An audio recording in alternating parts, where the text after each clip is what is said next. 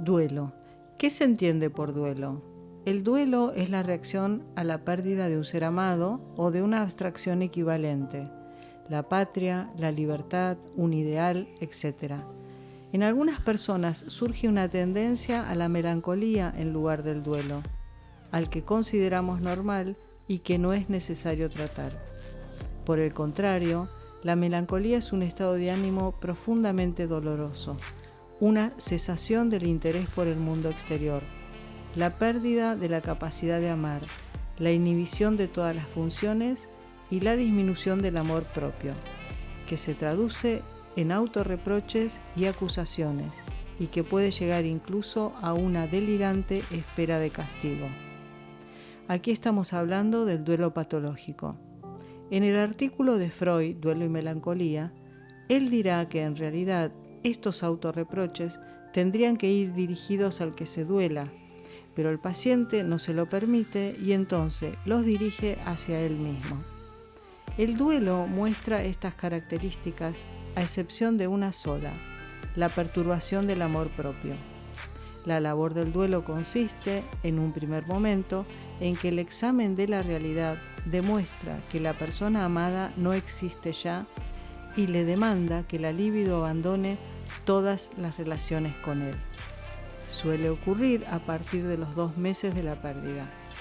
Aquí surge una resistencia que puede ser tan intensa que hace que aparezcan el apartamiento de la realidad y la conservación de la persona perdida por medio de una psicosis alucinatoria de deseo. PAD, lo denominó Freud. El sujeto tiene alucinaciones auditivas, visuales y u olfativas de la persona que ha fallecido. Cree escuchar su voz o su perfume, por ejemplo. Esta psicosis puede ser transitoria y formar parte del trabajo de duelo. Se espera que venza el principio de realidad sobre esta psicosis transitoria, pero el proceso es llevado a cabo muy lentamente, con gran gasto de tiempo y de energía psíquica, abandonando cada recuerdo y esperanza que nos une al que perdimos. Por eso puede aparecer cansancio y apatía. En los siglos XVIII y XIX y parte del siglo XX, la muerte de una persona era un acontecimiento social. El duelante llevaba luto y era considerado una persona que estaba vulnerable. Actualmente no es así. Las condiciones laborales y culturales hacen que la persona que pierde a un ser querido se vea obligado a trabajar rápidamente y a ocultar su dolor. Esta situación no favorece el normal desarrollo del duelo, más bien actúa en detrimento de ello, ayudando a la negación de este. En la posmodernidad lo que predomina es la lógica del consumismo y de la producción. El poder empresarial transmite como imperativo la necesidad del trabajo continuo a partir de crear necesidades de consumo cada vez mayores. Por un lado, se promueve el goce absoluto en el consumo y por otro, el evitar el sufrimiento físico a través de analgésicos y psíquicos a través de psicofármacos. Esto en una dinámica del tiempo acelerado que implica no poder detenerse en los procesos psíquicos, en los estados anímicos propios del duelo.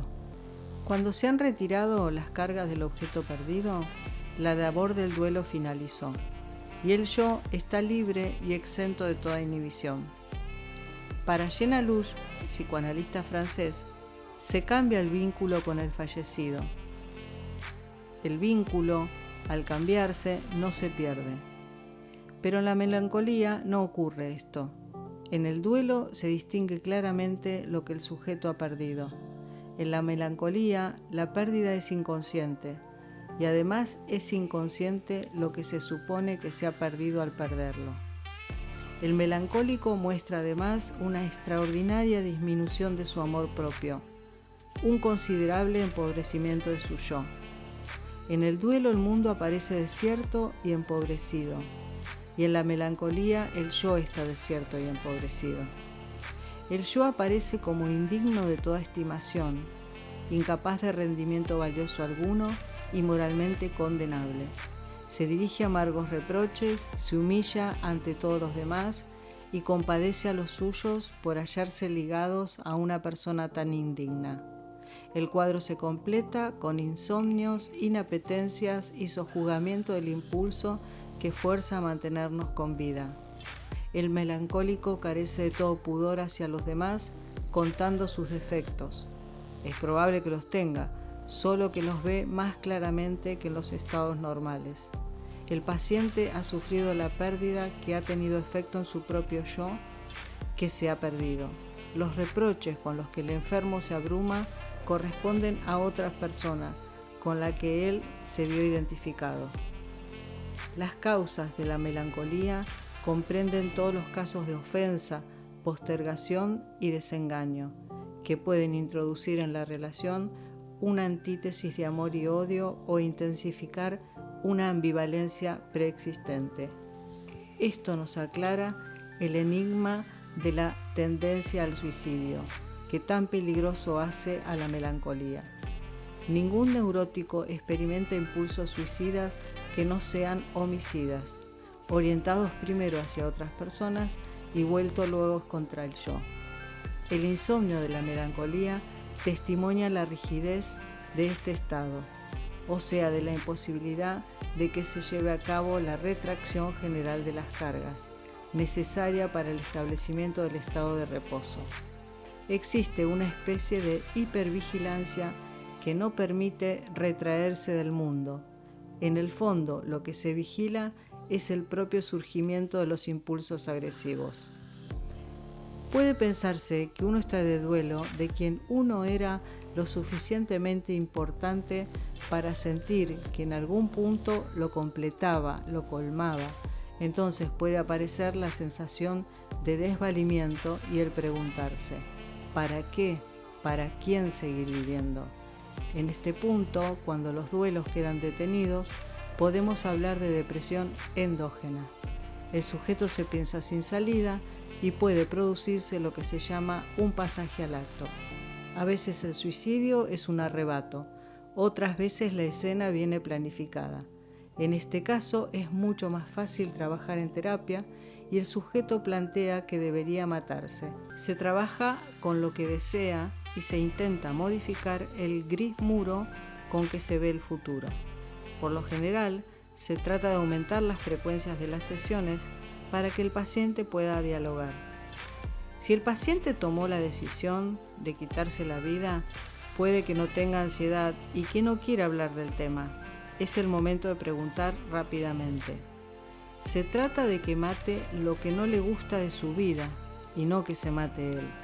La posibilidad de que pueda hablar de ello impide generalmente el pasaje al acto, el poner en acto y no en palabras lo que ocurre. Para Freud el objeto de duelo es reemplazable. Esto fue cuestionado por Jean-Alouche, quien afirma que el objeto es irreemplazable y que lo que se modifica es el vínculo con la persona que se perdió. La demanda social de no hablar del tema hace que el duelo pase a ser psíquico. En terapia, por lo general, no hay interpretación, sino una construcción, rememoración. Se trata de contornear el vacío que dejó esa persona que se fue. Y se lo hace recordándola en sus cualidades buenas y malas. Porque es hablando de una persona que el duelante puede dejarla en un nostálgico recuerdo y proseguir con su vida. Por este motivo, la poesía es la que mejor lo permite dentro de los géneros literarios. Porque si es difícil hablar del propio padecimiento en una situación traumática, este género lo permite al estar tan ligado a la emoción. Sylvie Poulichet habla del instante catastrófico, que es un tiempo de angustia máxima donde el yo desaparece porque lo imaginario queda desanudado. Este instante se produce por un presente apremiante. Por ejemplo, recibir la noticia de la muerte sorpresiva de un ser querido. Esto produce en el sujeto un agujero en el tiempo que desvanece el pasado y el futuro, porque sobre todo en el presente no se tienen palabras para expresar lo que se siente. El paciente podrá recién En análisis, acudir a las imágenes, las palabras y la angustia que faltaron para nombrar algo por primera vez, que sin embargo ya había sucedido. No es el retorno de lo reprimido, es cifrar lo ocurrido. No es un hecho que se reprimió, por lo tanto no hay síntoma, no hay producción del inconsciente, sino angustia. En pacientes en que la inhibición está operando muy fuerte, la construcción es el instrumento que debemos utilizar. Nuestra tarea será ayudar a poner en palabras lo sucedido. Muchas veces la significación de un hecho traumático ayuda a resignificar otros anteriores. A posteriori, podemos darle otro sentido a lo que ocurrió. Diariamente nos encontramos en nuestro consultorio con pacientes que sufren la ausencia de un ser querido y que tratan de anotarla como pérdida.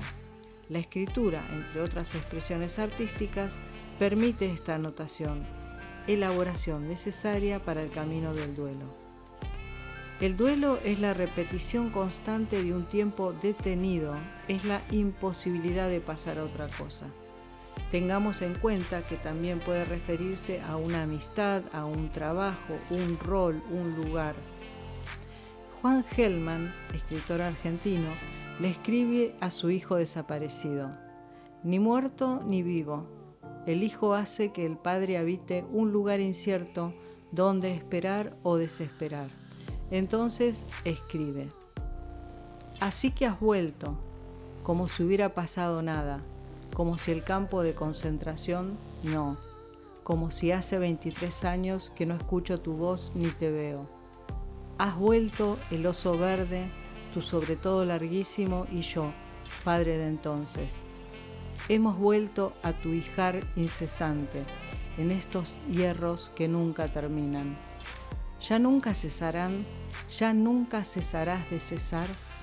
Vuelves y te tengo que explicar que estás muerto. El duelo es una gran ola que debemos atravesar para llegar a mar calmo. Entonces, ese dolor profundo se transforma en una nostalgia que nos permite sentir que, a pesar de lo que perdimos, la vida continúa. En el proceso entendemos que no perdemos todo lo que quedó en nosotros de ese vínculo con el otro.